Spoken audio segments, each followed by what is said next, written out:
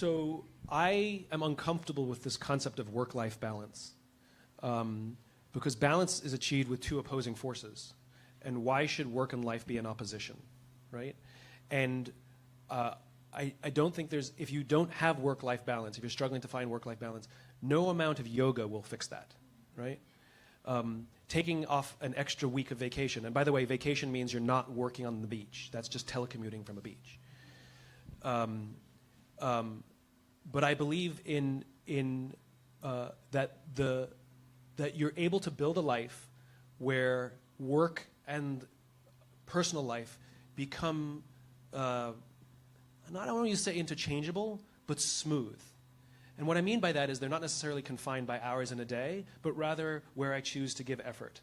So for example, if it's 4 o'clock in the afternoon, technically part of the workday, and you're hankering for a run because it's a day like this, you go for a run. Like, that's, you know, and one of the mistakes that I've made was treating things that are important to my mind, my body, my spirit, as something that I'm only supposed to do off hours or on weekends. Sure.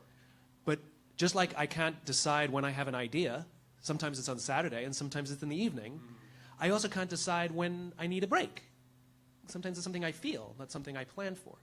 And so we've gotten really good. It's imperfect. You know, sometimes responsibility takes precedence, but we've gotten really good in our little company that if somebody wants to take an afternoon to be with their kids, they put in their calendar, with my kids.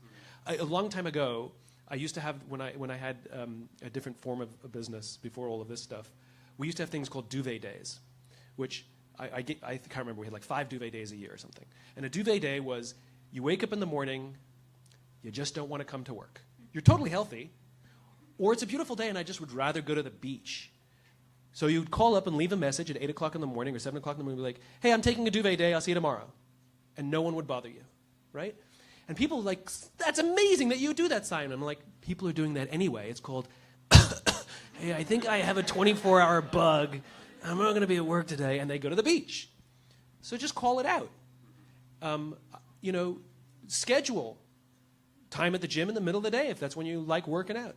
And I just found the more seamless that we can make work and life, the more we start to enjoy both more, because they're not opposing.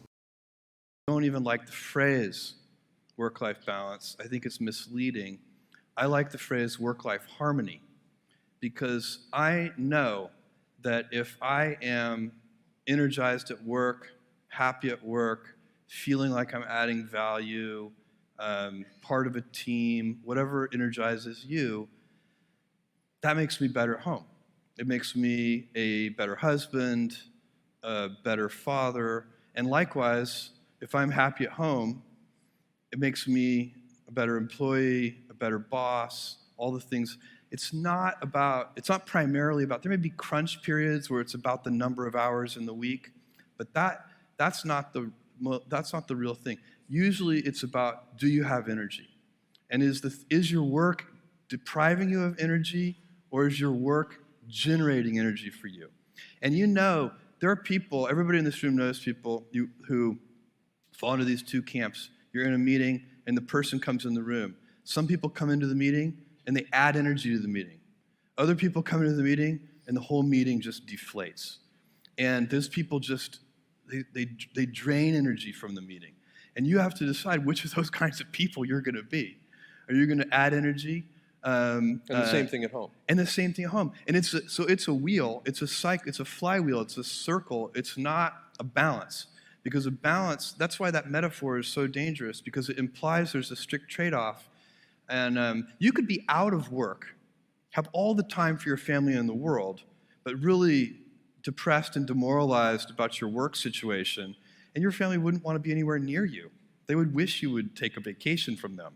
And so it's not about the number of hours, not primarily. I suppose if you went crazy with, 100 hours a week or something, yeah, that maybe there are limits, and they probably. But I've never had a problem, and I think it's because both sides of my life give me energy, and that's what I would recommend. That's what I do recommend to interns and execs. That I've spent more time with my kids than most fathers I know. And the reason for that is I'm a great believer in delegation, and I'm a great believer in working from home. So we lived on a houseboat, and I worked on the houseboat. And the kids would literally be crawling around the floor. I might be changing their nappy, having a meeting. So I think I spent a lot more time with my kids than most fathers, and as a result, we're an unbelievably close family. And actually, I do try to encourage our companies to, be very flexible with people that work for the company, so they can if they want to work from home, they should be able to work from home. If they want to work from home on a Friday and a Monday, they should be able to do so. Not feel that they have to rigidly be in an office all the time.